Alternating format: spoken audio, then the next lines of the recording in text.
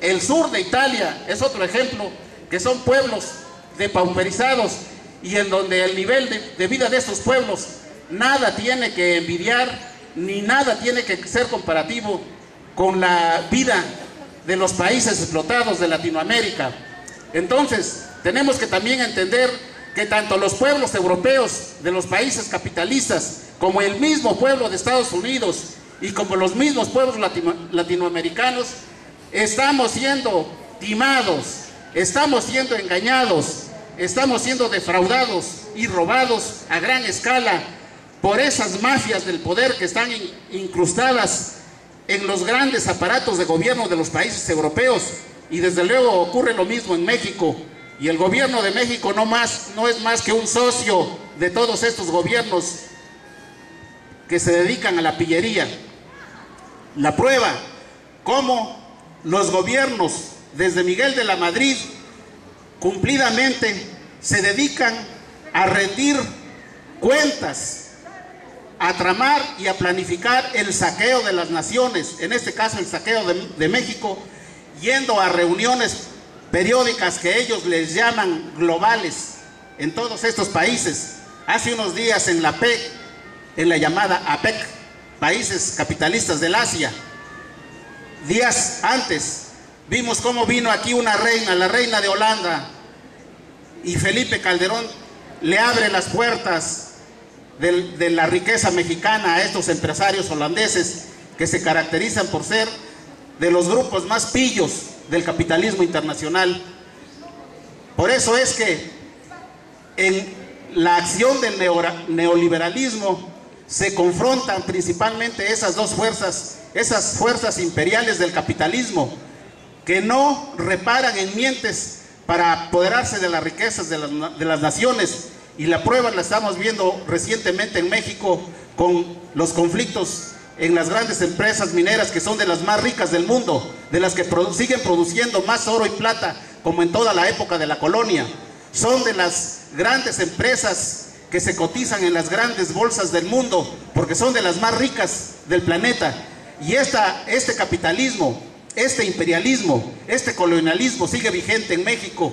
Y entonces vemos cómo la nación mexicana sigue marginada. Nosotros, igual que en la colonia, hasta este momento no hemos podido construir, no hemos podido consolidar una estructura capaz de servir a la nación mexicana. Se están haciendo intentos importantes, pero son destruidos, como sabemos, por el poder de este imperialismo que nos avasalla. Tenemos que organizarnos, tenemos que dejar a un lado esos esquemas que nos atan a atavismos y que nos hacen de una inercia en la actividad.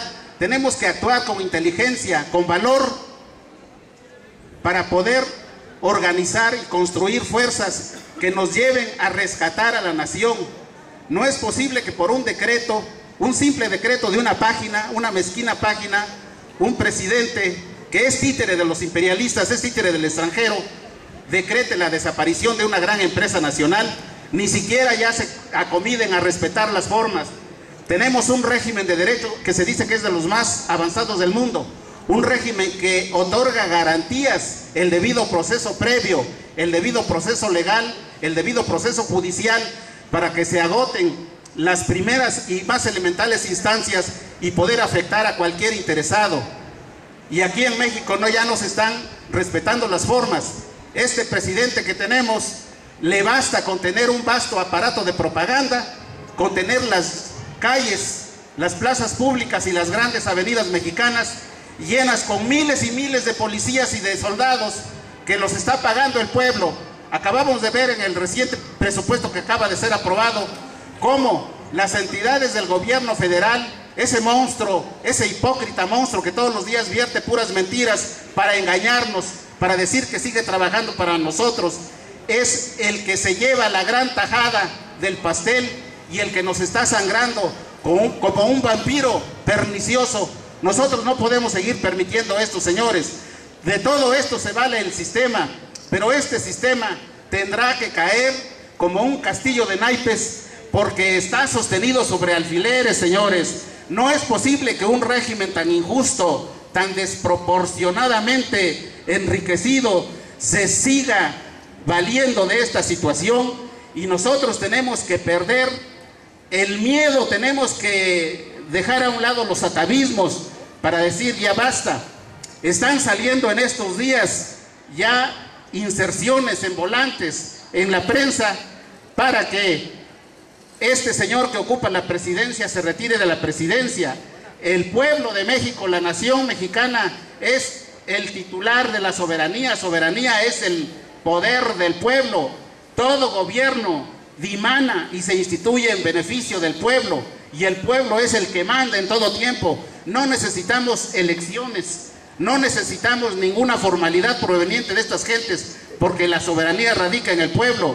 Y por eso considero yo que debemos apoyar esos reclamos que están surgiendo de todo el país, para que organicemos todos los mexicanos una consulta popular bien organizada, bien hecha, con el objeto de que este señor, este Felipe Calderón y toda su cáfila de esbirros y de pillos se retiren del poder.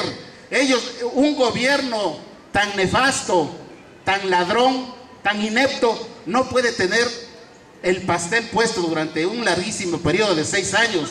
Son bandas de pillos que nos están sangrando y nos están robando todos los días. Y es como ponerles el pastel en la mesa muy servidito para que nos sigan saqueando, señores.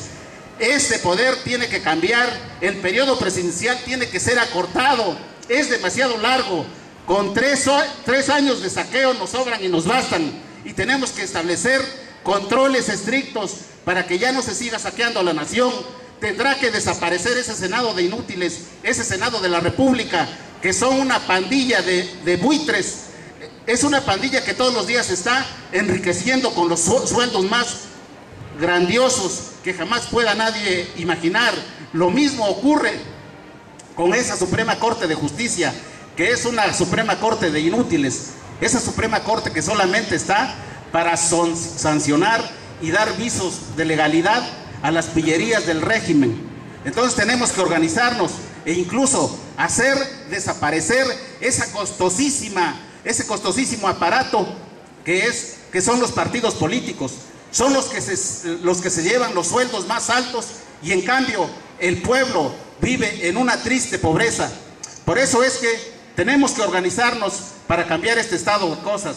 Los trabajadores y el pueblo de México ya dieron una gran cuota de sangre, de sacrificio, de sudor de su frente, desde los grandes movimientos de inicios del siglo pasado con Porfirio Díaz, Cananea. En el siglo actual, Ferrocarrileros de México. Como sabemos, ¿en qué quedó el movimiento de Ferrocarriles de México? En la entrega de ferrocarriles a empresarios extranjeros. Tenemos a un expresidente pillo, Ernesto Zedillo Ponce de León, que es vergonzosamente un gerente al servicio de empresarios extranjeros y vive incluso en Estados Unidos. Es una persona abyecta. Vergüenza nos debe dar de ese individuo, pero siguen ellos medrando, siguen sacando provecho de sus cargos, porque dependen del poder de Estados Unidos, del poder extranjero.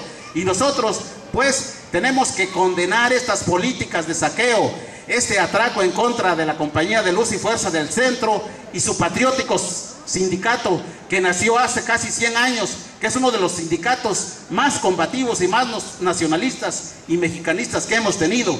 Y esto no puede quedar así. Tenemos que seguir movilizándonos en todo el país para que